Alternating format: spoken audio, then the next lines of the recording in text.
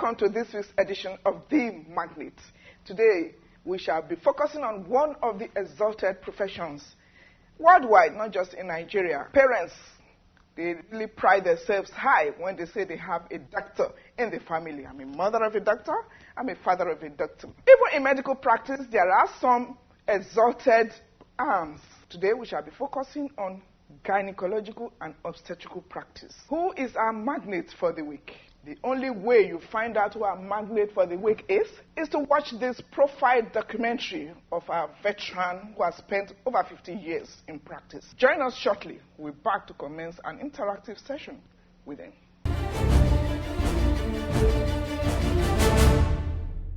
Born about 73 years ago to the family of Ekemode, his dad was the first Islamic cleric and the first Imam of Ansaruddin, and also an instrumental to the establishment of Ansaruddin schools. Dr. Naheemdeen developed his love and passion for medicine at a very tender age because of his urge to care for humanity. Dr. Naheemdeen Ekemode graduated from the medical school and came back to Nigeria in 1968 to do his housemanship, and he specialized in obstetrics and gynecology at the age of 24. His working career made him traverse different health institutions, different countries, where he had opportunities to advance his profession in Sunderland, United Kingdom. His proficiency and diligence earned him the appointment of being chairman of Lagos State Hospital Management Board. Dr. Ekemode, who can also be referred to a workaholic, developed special surgical skills, which enabled him to do several cesarean sessions in 24 hours. Dr. Ekemode is a lover of different kinds of music and is a very good dancer.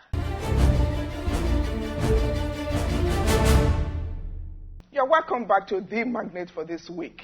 Just in relation to this now, do you think one of the main factors affecting maternal care is the high rate of brain drain?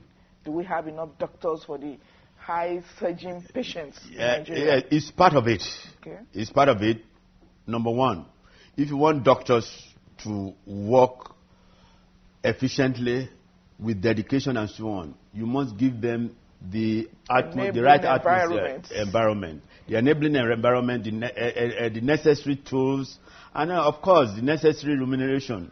You understand me? When, like in the United States, I just mentioned that because they have a good setup as far as medical practice is concerned. It's not the best, but they have a good area. All right, if you are well paid and so on, you don't need to bother on to start struggling how to make extra money.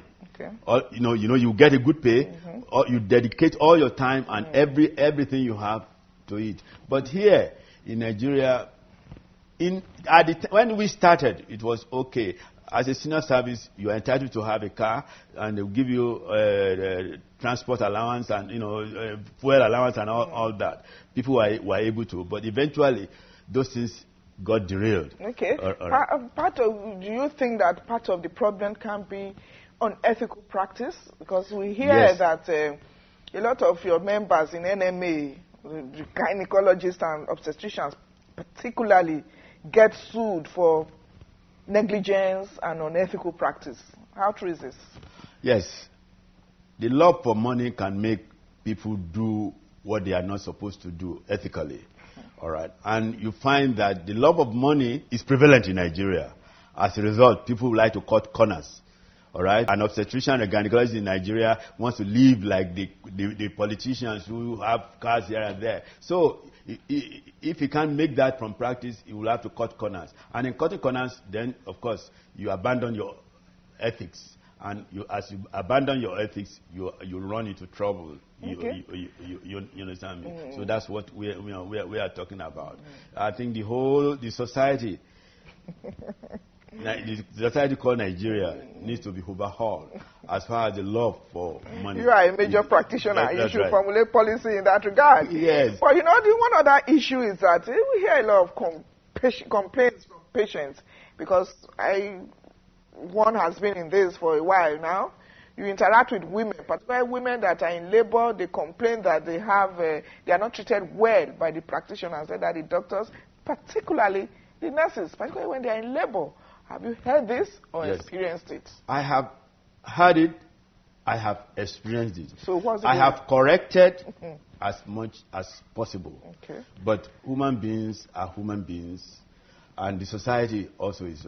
I find myself living in isolation in this country. There are a lot of shortcuts that we are exposed to, that are available in these countries. Unless you are strong, you will not be able to to do that. You see people doing things what they are not supposed to do. And one thing that I observe, as I have worked here in Nigeria, I've worked in other countries. You understand me? You see these same people who they do it right. They do it right over there, and here they don't do it right. It's societal.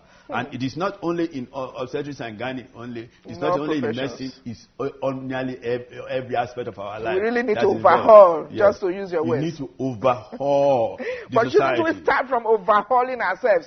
Yes. So that we form the society? From home. Yes, I make my children know what I stand for in life. And I make them, you don't need to start running after money. If you do things right, and you if you have a knowledge and you use that knowledge to the best of your ability, of course you will make money. If money will come if you do it right, you understand me? And I make them realize that. That's what. So charity begins at home. So we have to reorientate our children. But unfortunately, these days, it's the house help that looks after our children. We don't have time for our children. That's another subject for another day. You see, I'm amazed. I'm amazed with your agility, even well after a septuagenarian age. Where do you get the energy from? What's the drive? What's it? It's God's grace, and of course, it's God who gives you the wisdom to have good lifestyle. Lifestyle is very, very important. Lifestyle, the way you take care of yourself and all this. If you have a brand new car today, if you maintain it, of course, you will use it for long. But if you have a brand new car, you don't maintain it, of course, it will break down in a short time. I don't drink, I don't smoke, I do things in moderation, I don't overfeed, I do exercise, I eat fruits, vegetables, and so on, and I have good lifestyle.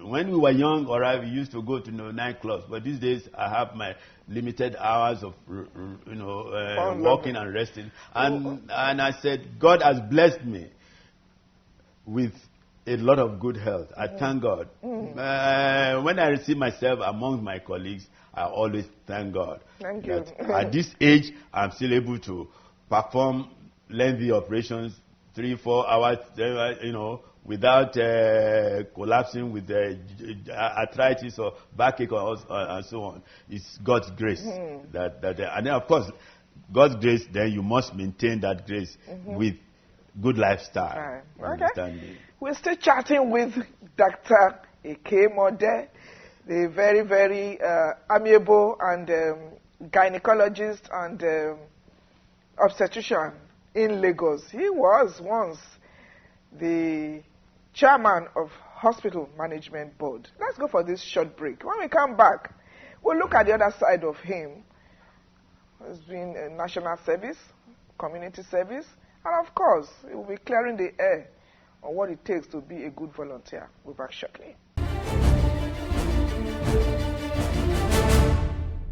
The Association of Chemicals Importers, Exporters and Dealers of Nigeria, with the acronym of ASIDIN, was formally registered in July 2019, has amongst its objectives to protect the interest and welfare of members, to ensure proper communication line between operators and dealers of chemicals in Nigeria, and protect unity and cooperation of members. The problem we are having concerning loss of job by our youths to foreigners.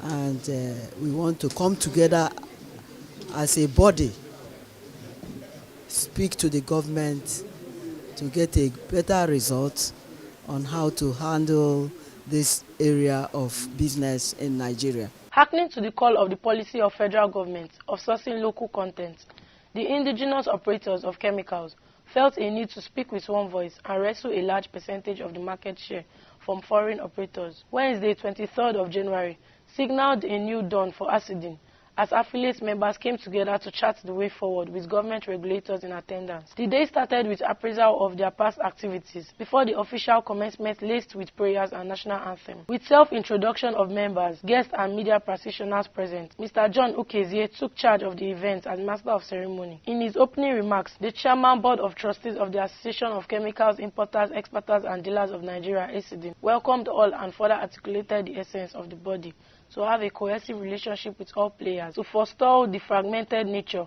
that existed before ACDIN. He further emphasized to members on the need to know their customers, strengthen the bond, and enhance empowerment among Nigerians, establish cordial relationship with manufacturers, create wealth and maintain a consistent value chain. We need to be a force and relevant to manufacturers. There's hardly any process in manufacturing that will not use chemicals.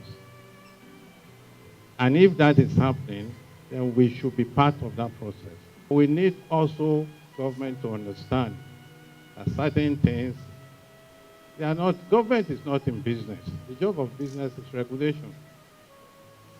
There is no business in the world that government can run successfully. The scorecard presented by the chairman elicited response from the government regulators present. This enabled them to allay the seemingly bureaucratic process laced with government approvals. NAFDAC and chemical marketers, they've worked together for a very long time. And in the last 2-3 years, we have made the processes of getting permits to import chemicals very easy. The importance of the manufacturing sector is quite key in the development of any economy in the world.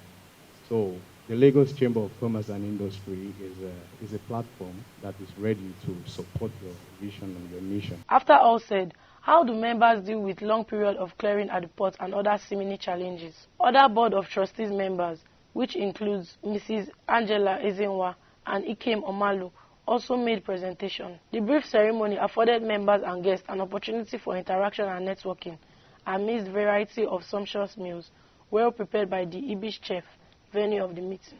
The event can also be described as a media parley, judging from the number of press crew in attendance. The comment segment, which provided a platform to seek clarification on varied issues, was used to clarify the menace of plastic to the environment in reference to the chairman's speech on global warming. Is there something we can do? Because I know that some other countries are also looking at alternatives. We see some countries now using banana leaves to do certain things that the plastic we use here. I don't know if you've heard of the extended judicial responsibility. The extended judicial responsibility is part of all the regulations. And what they're doing, what that entails that the owner, you that manufacture, you take responsibility of the waste. The event was rounded off on a spiritual note, with AIM's media team interacting with board members and guests in attendance. So there are many challenges that the importers, the manufacturers are facing, but no individual can fight alone and win.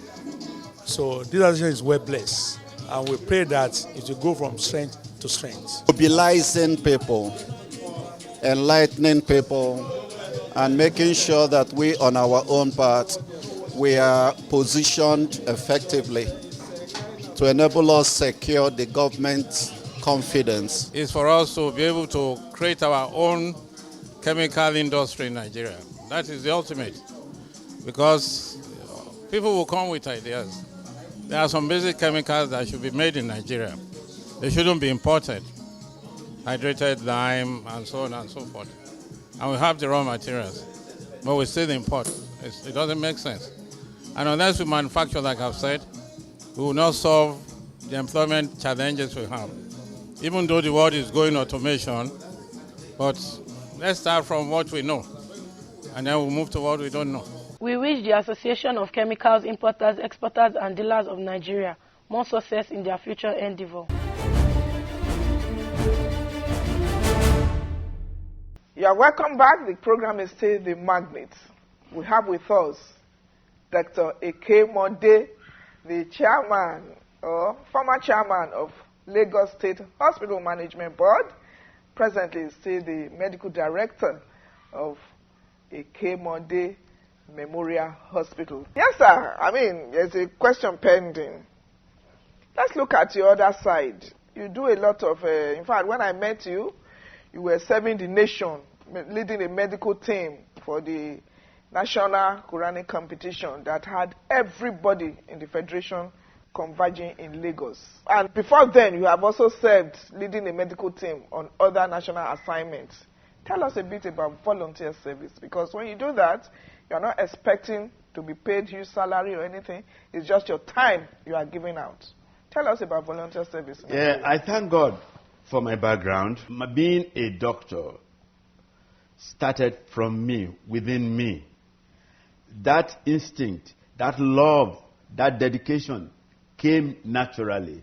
So it continued to grow as I was growing in the profession. My upbringing determined what I am doing now. As I move up in my career, then you find that looking for money is not the most important thing. It's giving service to people. I headed the Hajj operations for Lagos State for 10 good years. And I was able to serve the medical team. As the medical team, I was able to serve the Muslim community at that time. I want to help my community.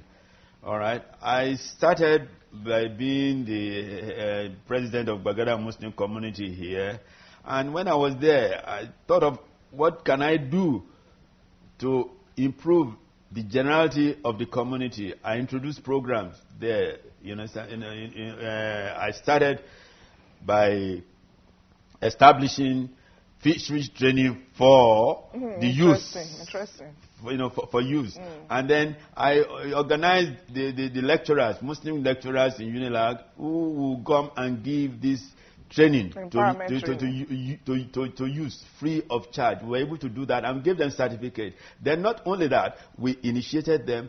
It was in days of the microfinance banks and so on. So we guarantee them so that they will have you know what I mean? So when you train them, when they don't have enough money to start the business, they will not be. So we help them to start. And a lot of them had made money at that time. And then also we organized computer training for Muslims, because there is nothing you can do these days, if you don't have computer literate. So basic computer training we gave them free of charge. We certificated them. So it goes on and goes on and goes on like that. So we thought, all right, what can we give back to our people? I have been appointed here and there, and each time I get there, I want to make things better. I want to make my contribution, and I always show my colors. I take care of my training, health, and usually that gives me that. About 10, 12 years ago, I organized an NGO called Muslim Medical Volunteers. Okay. Because I'm like a father in the medical world of Lagos State now. So many consultants have passed through me. Many nurses who have become nurses, who have become matrons and so on, they pass through me, and so on and so forth. Okay. So I now brought them together. Let us try to give back to the society. So with this NGO, on a monthly basis, we will go to Muslim organizations. We will screen them of hypertension and diabetes, which are higher killers in diseases. You understand me? Then we give them free drugs and so on. Okay. So with this, it continues to grow and grow and grow until eventually, when we have this hosting the national assignment. There's hosting of Lagos for Quran 2020. So I'm a member of the LOC and also the chairman for health, of course. In Quran, anything in Islam, anything God asks you to do it well. It will first. God will all first. You must be in good health. before you do it. Because if you are not in good health, you will not be good. For example, Hajj. Hajj is made compulsory if you can afford it, but you must be in good health. You understand me? So anything you want to do, you must be in good health. Like that competition.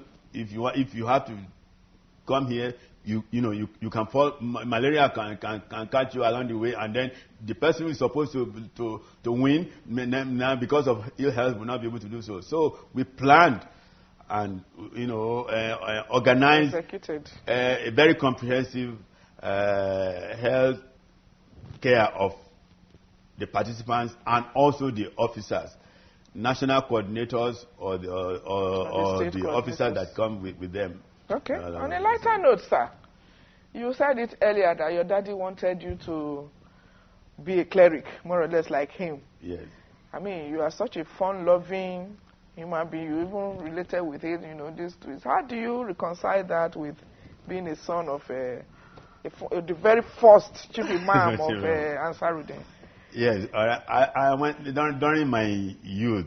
You understand me? When you are growing, even though your parents have their tentacle on you, but occasionally you have some friends, you go and do all the things. So I was exposed to some things.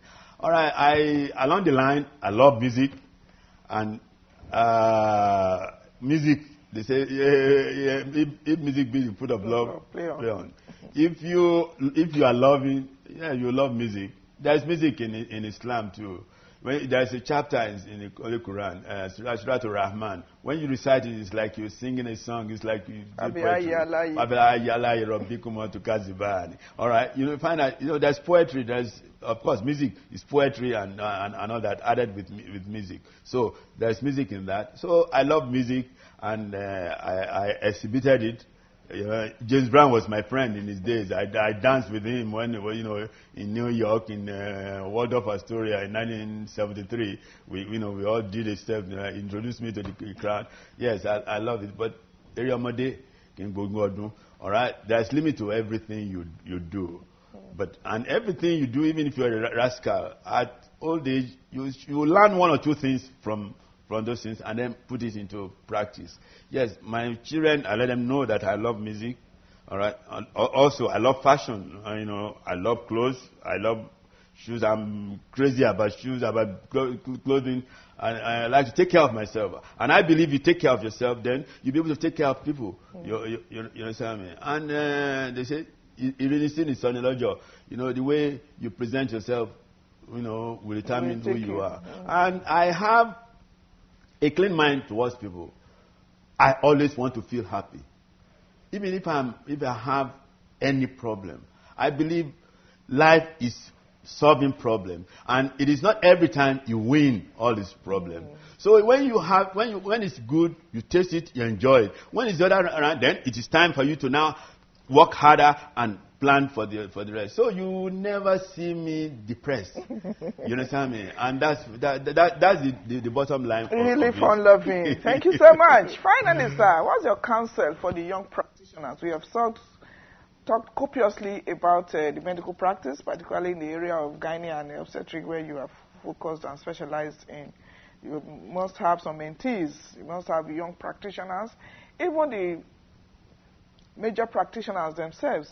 What's your counsel for the doctors, for the patients, and for everybody? Because this affects virtually everybody. Yes. For the doctor, first of all, you understand me, you must love your profession and try to learn your profession because as a doctor, you are not expected to make mistakes. Although we are human beings who make mistakes. You understand me? You are talking of litigations the other time. When your patient sees it, nobody is above me. Anybody can make a mistake. All right. If you make a mistake genuinely, the patients will not. They overlook it. But if they know that you because of your interest to make money, then you make a mistake, then they will run after you. You understand me? So do your work, learn the rudiments of the profession to the highest level, and then put it into practice. Don't put money first. Money will come when your job is good.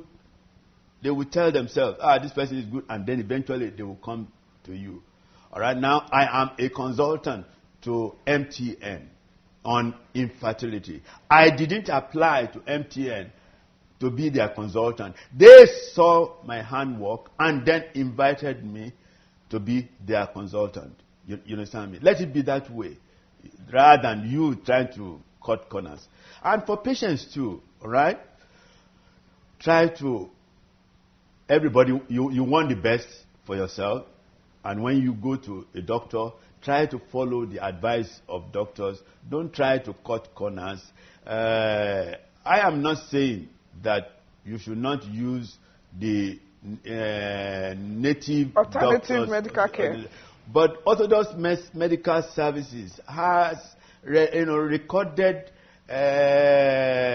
ways of doing things and transparency in it, no secrecy in it. When there is secrecy in something, then there is a query about it. So follow the Orthodox direct as much as possible. You will not fail. And of course, understand your doctor. Show appreciation when it's necessary. All right. Any other final words, sir, from you? Yes. The final word is that my heart beats for the future of this country. And with all the sacrifice we have made, things are still not as perfect as they are. I pray to Almighty God that God will direct our leaders. And of course, the leadership is determined by the people, and also the people too, following them. Let them all think right so that they bring the glory of this country, to what God wants us to be. To fruition. Thank you very much for obliging our request and being our guest on the Magnate. Thank you, sir. Thank you. Thank you very much. Yes, it's a pleasure. It's been a pleasure chatting with Dr. Naheemdeen Adeshina Ekemode, and that has been the edition of the Magnate. We have focused on medical practice, particularly on gynae and obstetrics. I'm sure you want to find out what we have next week on the Magnate. The only way you do that is to join us the same time on the same station. Then we shall bring you another profession and another Magnate. Until then, keep watching the program, and don't forget to follow us on our social media platform. And then, of course, we would be glad that you partner with us on this program so that it can endure. Until then, bye for now.